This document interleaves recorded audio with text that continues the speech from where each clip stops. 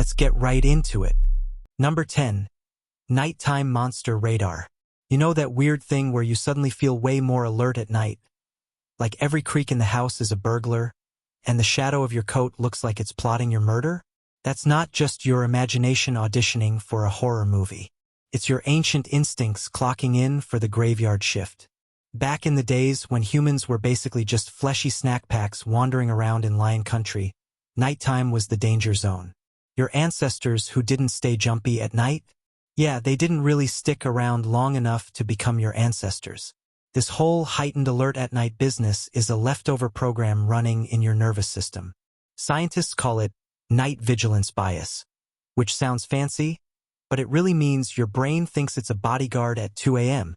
Your senses get sharper, your startle reflex turns into an Olympic sport, and even your hearing gets a boost.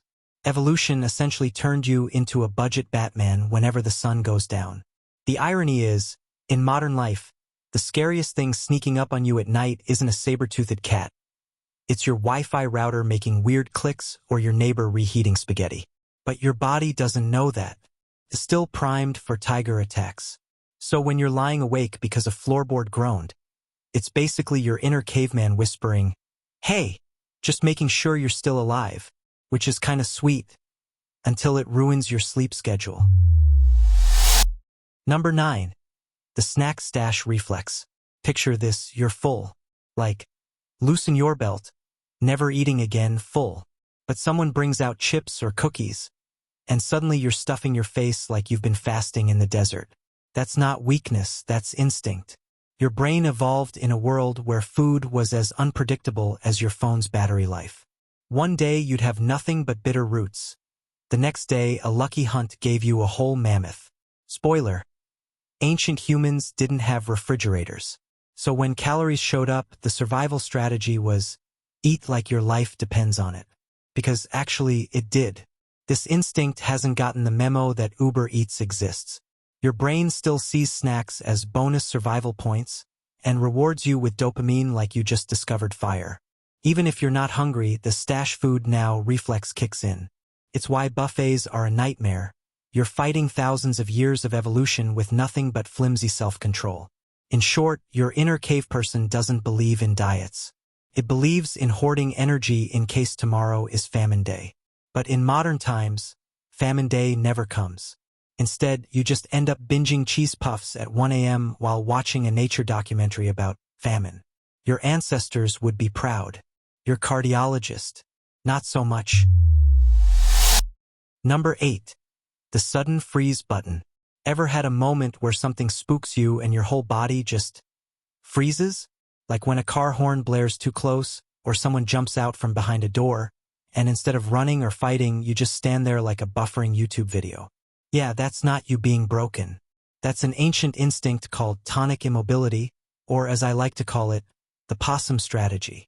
Freezing was often safer than fleeing. Predators key in on movement, so sometimes the best move was literally no move. Your ancestors who could temporarily impersonate a rock had better odds of not becoming lunch. Fast forward to today, and you're using the same strategy against a surprise PowerPoint presentation at work. It's hilarious because the freeze response makes zero sense in most modern situations. Freezing in front of a boss or during a job interview doesn't exactly scream qualified. But your nervous system doesn't care. It's got ancient code written for saber-tooth detection, not career advancement. So next time you freeze, just know you're channeling your inner woodland creature. Basically, your body's saying, if I stay perfectly still, maybe the problem will eat someone else. Number 7. The echo chamber brain. Ever notice how if one person suddenly looks scared and bolts, suddenly you feel like running too? Even if you have no idea what's happening? That's your herd instinct flexing, the same one that helped your ancestors avoid being trampled, eaten, or both. It's called social contagion. But don't worry, it's not a disease. It's your brain downloading other people's panic like it's free Wi-Fi. In the wild, hesitation killed. If you were standing around thinking, why is Gary sprinting like he just saw Satan? You'd end up as dinner while Gary lived to panic another day. So evolution taught you, don't investigate, just run. That reflex got baked into your neurons, and it still fires today, usually in situations involving way less danger. Modern example. Someone screams in a movie theater, and suddenly the entire crowd stampedes out. No one knows why, but everyone's heart rate hits turbo. Or, on a smaller scale, you yawn because someone else did, which is basically your brain going, yeah, sure, let's all sync up our useless behaviors like a Wi-Fi mesh network. It's instinctual peer pressure. The irony is, these days most copy-the-group moments involve TikTok dances, not lions. But the wiring's the same. You're still a social animal with a built-in monkey see, monkey do app. So when you find yourself panic laughing at a joke you didn't hear, blame your ancestors. They're the original creators of FOMO. Number 6. The Phantom Edge Detector. You ever feel the sudden urge to step back when you're near a ledge, even if it's just a second-story balcony with railings? That's not just common sense, it's an ancient survival protocol still running in your body like outdated antivirus software. Scientists call it acrophobia when it goes overboard, but at the base level, it's simply your visual system screaming, "We like gravity, but not that much." Your brain has a whole department dedicated to spotting edges, cliffs, and drop-offs, because falling was one of the top ways to punch a one-way ticket out of prehistoric life. So you're wired to treat edges like they're glowing red danger zones. Babies, who've never been taught about heights, still hesitate when crawling toward a drop. That's instinct, not education, doing its job. But here's the funny part. Your body overreacts even in totally safe scenarios. Glass floor in a tall building? Cue the sweaty palms. Virtual reality roller coaster? Your heart's sprinting like you're dangling off a cliff. Basically, your brain is a medieval castle guard. It'd rather ring the alarm for nothing than let one intruder slip through. The problem? That instinct doesn't care about logic. You could be on a perfectly safe balcony with a sturdy railing, and your inner caveman is still whispering, "One wrong move and we're abstract art on the pavement." Thanks, evolution. Number 5. The Fire Hypnosis. Staring at a campfire and feeling weirdly mesmerized? Congratulations, you've just unlocked one of humanity's oldest software patches. Fire fascination. It's not just cozy vibes. It's literally baked into your brain as a survival upgrade. Fire was our ancestors' Swiss Army knife. Warmth, cooked food, protection from predators. Basically, it turned barely surviving into kind of thriving. So it makes sense your nervous system rewards you with trance-like focus around it. Some researchers even argue that sitting around fires telling stories was the original Netflix binge, shaping how humans bond socially. Fire was both dinner and primetime entertainment. The hypnosis part comes from the way flames move. Unpredictable but rhythmic, flickering like nature's version of a lava lamp. Your attention system is wired to get hooked on patterns that are almost but not quite predictable. Fire fits that bill perfectly. It locks your gaze, slows your breathing, and drops you into a half-meditative state. It's literally ancient stress relief. The catch? That fascination is still alive today, which explains why we'll watch fireplace videos on YouTube for hours, even though we have central heating. Your inner caveman is still like, ah yes, magic light that keeps wolves away. All hail the fire. Meanwhile, your modern self is microwaving Hot Pockets while staring at it. Evolution is proud. Number 4. The Startle Flinch. You're sitting peacefully, maybe sipping coffee, when suddenly, bam, a loud sound goes off. Before your brain even processes what happened, your body does that awkward full-body spasm, like you're trying to dodge a ghost punch. That, my friend, is the startle reflex, and it's older than civilization, agriculture, and probably socks.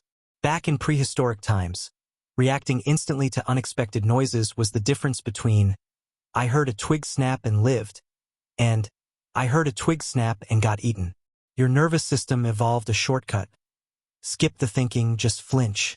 It's basically your spinal cord making executive decisions without consulting your brain. Instant panic, zero context. The best part is how useless it is now. Someone drops a plate in a restaurant, and your body reacts like a meteor just hit the earth. Meanwhile, your brain catches up 5 seconds later like, oh, it was just gravity. Again. The mismatch between actual danger and your body's reaction is why you sometimes feel embarrassed for flinching. But hey, you can't fight millions of years of programming. It's such a universal instinct that researchers actually test it to study stress, PTSD, and even neurological conditions. Everyone's startle reflex is different. Some people twitch, some people flail like inflatable car lot tubes.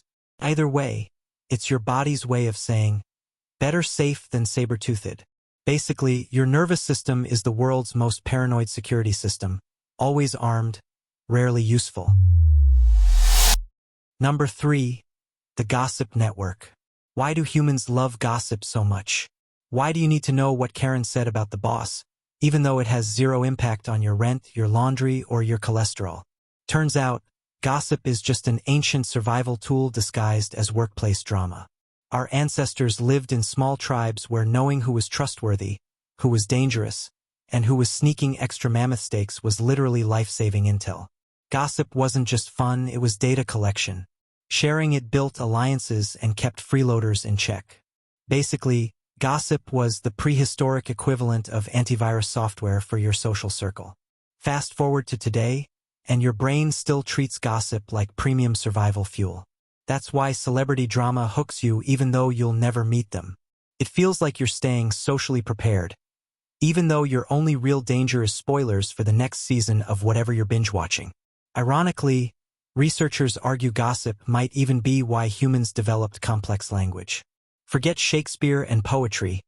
Our first big conversations were probably, "Did you hear Og stole berries from the communal stash?"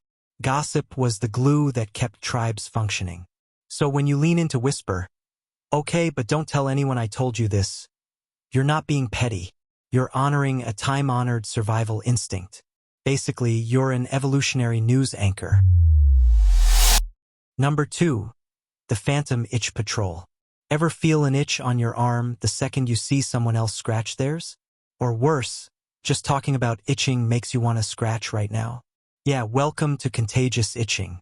It's weird, it's annoying, and it's ancient. The instinct makes sense if you rewind to cave life. Parasites were everywhere, and if one person was scratching like crazy, it was smart for the rest of the group to check themselves too.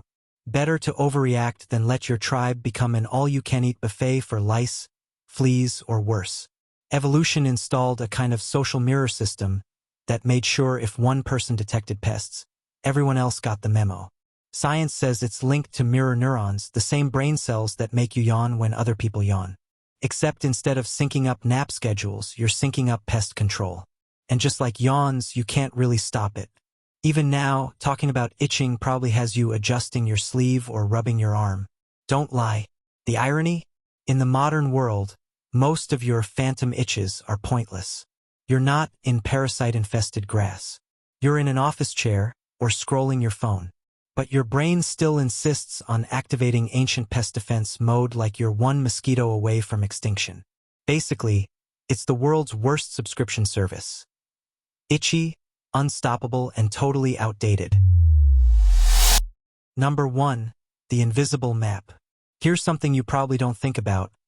You can walk around your house in the dark without bumping into everything like a drunken Roomba. That's because your brain builds invisible maps of familiar spaces, mental blueprints that help you navigate even when your eyes are useless. It feels casual, but it's actually a survival-grade upgrade courtesy of evolution. Your ancestors didn't have streetlights, GPS, or glow-in-the-dark IKEA furniture. Night was pitch black, but they still had to find their way back to camp after a hunt, or remember where water sources and shelter were. The brain evolved something called cognitive mapping, storing landmarks and spatial layouts in memory. Early humans who were good at this, they made it home. The ones who weren't, let's just say they became lion chow. The crazy part is how sophisticated these invisible maps are. Your hippocampus, yes, the same brain region that helps with memory, acts like your personal cartographer, drawing 3D blueprints you can mentally walk through. That's why you can remember the layout of your childhood home decades later, or retrace your steps when you lose your keys. It's the closest thing humans have to built-in GPS. But in modern life, we mostly use the superpower to do things like find the bathroom in the middle of the night without stepping on Legos, or remember exactly where the snacks are in the kitchen. A once life-saving ability has been downgraded to avoid stub toes and midnight tantrums. Still, it's impressive. Basically, your brain is hoarding Google Maps data it doesn't even know you're using. That's all for today. I'll be making similar videos in the future. Subscribe to see them.